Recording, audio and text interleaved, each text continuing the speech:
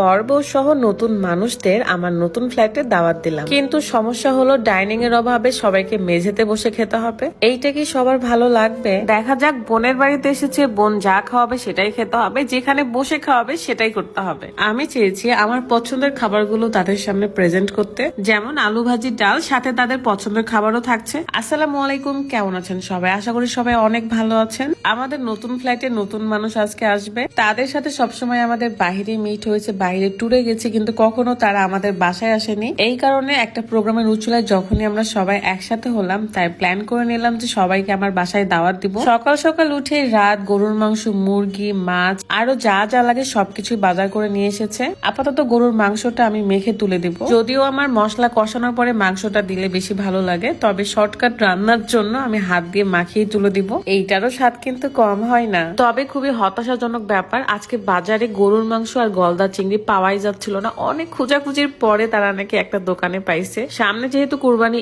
ঈদ আর হাট ছিল আজকে, এই কারণে হয়তো বা সবাই হাটেই গেছে। আরো মজার খাবার, বেগুন ভাজি, পটল ভাজি, সাথে আমার মন আপুর আলু ভাজি। এত মজা ছিল আলু ভাজিটা। আজকে আমি একা করছি না, আমার সাথে দুইটা আপু আছে, তারা আমাকে হেল্প করছে, তবে খুব তাড়াহুড়ো করছি যাতে করে মেহমান আসার আগে আমাদের রান্নাটা কমপ্লিট হয়ে যায়।